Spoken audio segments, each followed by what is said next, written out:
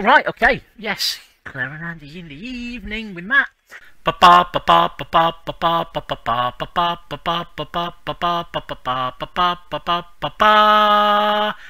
Empire. Good morning. Morning. Okay, so Hedge stuff. We haven't done one of these in a little while. Um, we're talking about art and art. Icons and artistry today because we've just done an update. We What's up? have, which yeah, we've just done a. It's only a small update because we're only able to do small bits of work while we're all locked down and furloughed and everything. But it was really nice actually to just tackle a little piece and get it done. And we've kind of brought together the information about the artistic style and the kind of images and icons and stuff used by nations was spread all over in different places on different pages. So we kind of brought it all together in one place and just polished it a bit and added little bits here and there and built it out a bit. The place we put it, incidentally, is at the bottom of the cultural and customs page for each of the individual nations. So you'll be able to find your nation's icons and artistry section by going to the cultural and customs page, which is linked from the core reading for your nation. I'll look that up. So what Yeah, it was an interesting choice to put it there because often it was kind of floating around. Sometimes it would be on the look and feel or linked off the look and feel. And it's easy to see it as part of the visuals of a nation. And obviously, it's about the visuals of a nation, or in part, because we also talk about music and art in general. But it actually, when we were writing it, it grew so naturally out of the culture. It's, we wanted it to. It's an expression of the culture of each nation. So in the end, it seemed to fit kind of reasonably where it's been put at the bottom of culture and in customs. a couple of places we had to rearrange stuff on the page. I think the biggest rearranging we did was Wintermark, where we expanded a little bit as well some of the information about Scots, Yeah. and made riddles a little bit more of a prominent part on that page rather than just being a bottom paragraph of a different section. But for the most part, we're just expanding on information that already existed. I think that's fair to say. Yes, for the most part. Yeah, I mean, there's we've added little bits, snippets here and there, and there's always a challenge when you do that. You want it to very organically embody and reflect what people would expect to find there. We're obviously not trying to change a nation at this point. But we want to just give more guidance and help and insight and more kind of definition. Um, But and so yeah. uh, So like we added a section in the league, didn't we, about how fashions are always changing and how people are, that are very kind of interested in that. But that felt very natural given, the rest of the brief and how people play that on the field. um, so what else do we talk about? Oh, we should probably talk about the fact that it is not a straight jacket and it's intended to be aspirational. Yeah, we went back and forth on that a couple of times, didn't we? We were talking about, well, is this too ambitious? And there's a challenge because you wanna want to give something that's aspirational. We want to give people things to be able to aspire to. If we only show like the lowest common denominator, then anybody who wants to or can go beyond that has no definition of what to aim for. But the risk is, of course, if you only show things at the top end or talk about the most impossibly challenging things, then it just looks utterly off-putting for everybody. So it is a tough balance. I think there's more work to do with the wiki to try and convey that these things are aspirational. But it's meant to be like music. It's meant to be like costume. We want to try and give you the whole range of what you could attempt. And think, well, yeah, I can aspire to doing as much as possible with this brief, without getting too hung up on, well, I can't produce a perfect piece of obviously I can't personally produce any music. And indeed, actually, that was a theme, wasn't it? Because we talked a bit about artistic terms, and then we realised we didn't know what any of these terms meant. So we tried to avoid that and just talked about actual images and pictures and Broad things and strokes. We broad went for broad strokes. strokes as Yeah, much as possible.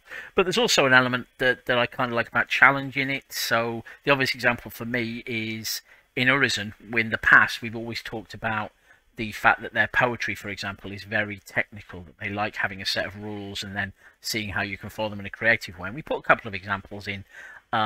And it's the kind of thing that I might, if I was playing in Horizon, be tempted to attempt to try and do a sonnet or a sestina following, the rules of how that is put together. And I guess it's the same with some of the other stuff. Not everybody is going to be able to produce a beautiful mural or a mosaic or whatever is to bring to the field.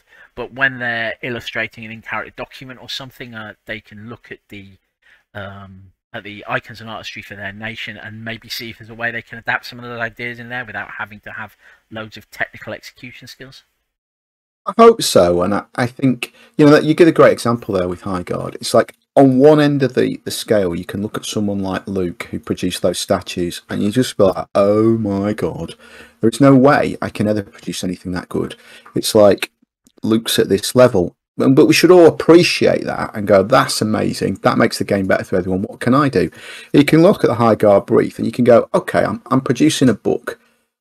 It says here I could put a little tiny mosaic on the front of the book. So you could put a little, you could arrange 4 or 5 and glue 4 or 5 pieces of glass to the front of your book in a strange shape, and you've nailed the Highguard brief.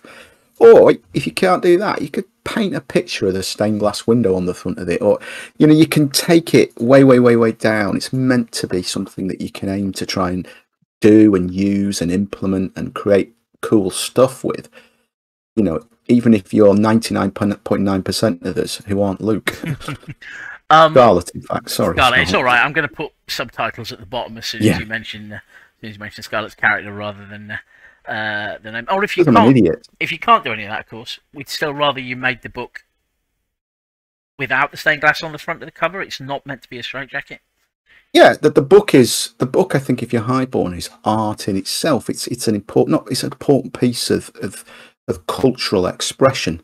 If you can decorate it or paint it or do something that gives it a kind of, I don't want to use church-like, but that kind of imagery of stained glass windows which brings us to one of the reasons we did this update now is because there's been a lot of players sharing the artistic stuff that they've been doing over lockdown, and it's been great. Frankly, it's cheered me up a lot. It's been amazing. Charles Wilkinson put up a picture yesterday that someone has done. I think it's a painting, although I'm so stupid I can't really tell. I wouldn't know an oil painting from a puddle of oil.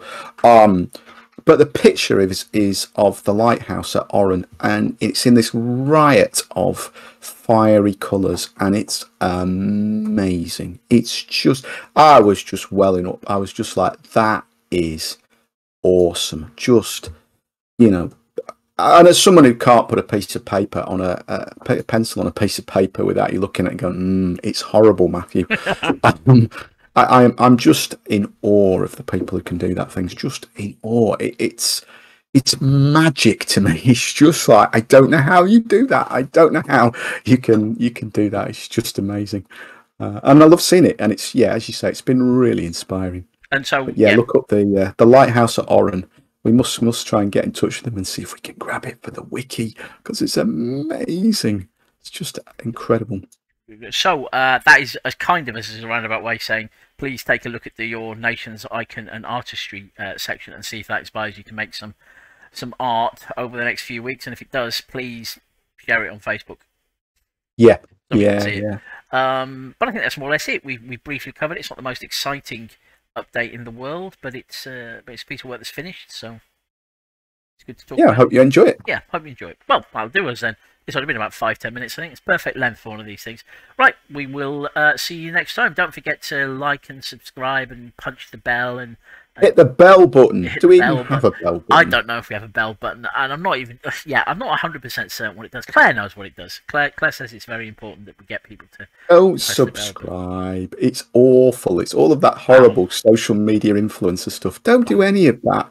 Just watch the things you actually like, and don't have the internet telling you and pushing garbage down your pipe. You're perfectly capable of making your own decisions. Don't do any of these things.